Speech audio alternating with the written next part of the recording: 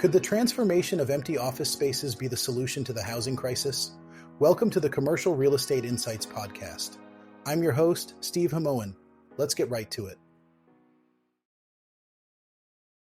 In downtown Los Angeles, the conversion of office towers into residential spaces is gaining momentum as a potential solution to the city's persistent housing shortage. A recent article by Roger Vincent in the Los Angeles Times highlights this trend, focusing on a sleek, granite-clad office tower on the edge of the 110 freeway that's set to become deluxe apartments. Developer Garrett Lee believes this nearly 40-year-old building can compete with downtown LA's newer upmarket housing thanks to its high ceilings, tall windows, and sweeping city views.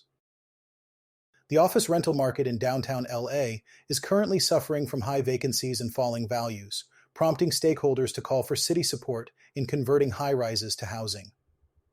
Among the suggested targets are elite financial district towers that were once top earners before the COVID-19 pandemic led to widespread vacancies. A new study commissioned by the Central City Association of Los Angeles suggests that failing to convert these buildings could result in significant financial losses for taxpayers. The report by BAE Urban Economics indicates that downtown LA has 54 office buildings at risk of devaluation, potentially leading to nearly $70 billion in lost value over the next decade. Converting just 10 of these buildings to housing could boost their combined assessed property value by $12 billion over 10 years, generating $46 million in tax revenue and creating more than 3,800 residential units. Despite challenges such as a sprawling homeless population, downtown LA continues to attract new residents with its steady housing demand, evidenced by apartment occupancy rates holding at about 90% for over a year. Interestingly, this situation mirrors challenges faced in Canadian cities like Kitchener-Waterloo, London, and Cambridge in Ontario, where the demand for multifamily units is high, and office spaces are being reevaluated for their potential as residential conversions. In the United States, the downtown LA office market remains one of the largest in the country, with 56.5 million square feet of space. Business leaders are keen to refill office buildings with workers, while also supporting residential conversions to address housing needs. The Central City Association of Los Angeles is advocating for financial incentives to encourage these conversions, similar to programs in other major cities.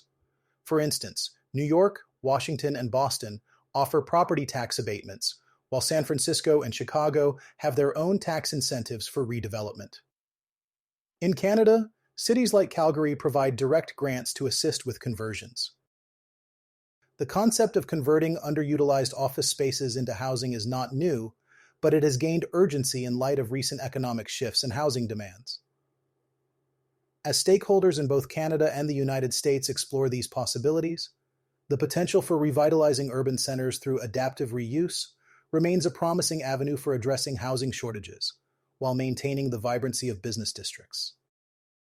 CBL Properties has been making headlines with its strategic acquisitions and impressive second quarter earnings, signaling a potential turnaround in the retail real estate sector.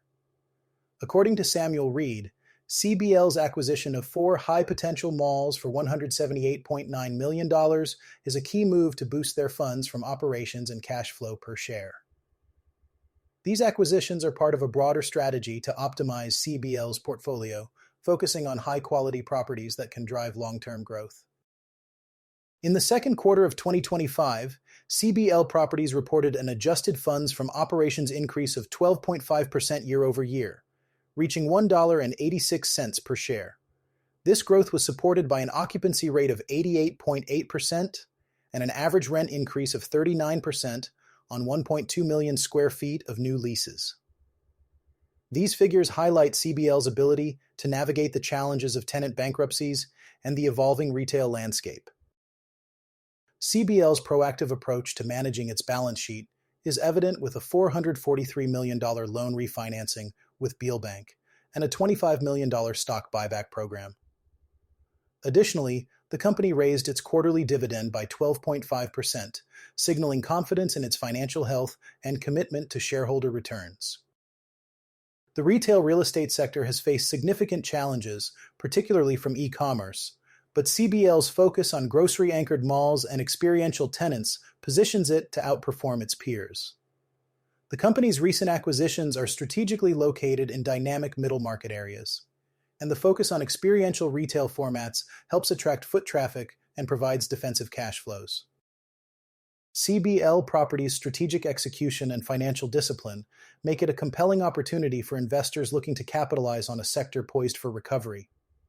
The company's ability to secure premium rents and its focus on high-quality assets are key factors that could drive long-term value creation. For those interested in the retail real estate market, CBL's moves indicate a promising path forward. In a recent development, a South Florida investment group has successfully acquired a portfolio of buildings in Jacksonville for $52 million. This acquisition highlights a growing trend of investors targeting promising real estate markets in the southeastern United States.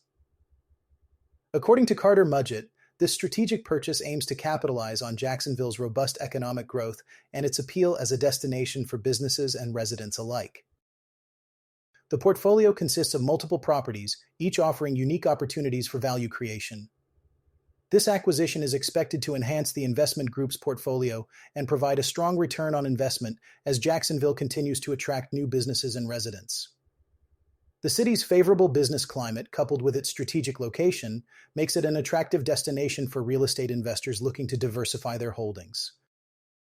This move by the South Florida Group reflects a broader trend in the commercial real estate sector, where investors are increasingly looking beyond traditional markets to find high-growth opportunities. The Jacksonville acquisition underscores the importance of identifying emerging markets that offer potential for substantial returns. As the demand for commercial real estate in dynamic cities like Jacksonville grows, investors are likely to continue seeking opportunities in these burgeoning markets. The acquisition also highlights the cross-border relevance of such investments. While Canadian cities like Kitchener-Waterloo, London, and Cambridge in Ontario face their own unique challenges and opportunities, the underlying principles of seeking high-growth markets and diversifying portfolios remain consistent. Investors in both Canada and the United States are keen on identifying markets that offer the best potential for growth and return on investment. In conclusion, the acquisition of the Jacksonville building portfolio by a South Florida group is a testament to the ongoing interest in high-potential real estate markets. This strategic move aligns with the broader trends in the commercial real estate sector, where investors are actively seeking opportunities in emerging markets to maximize returns. As always, the dynamics of the real estate market continue to evolve, offering new opportunities for savvy investors.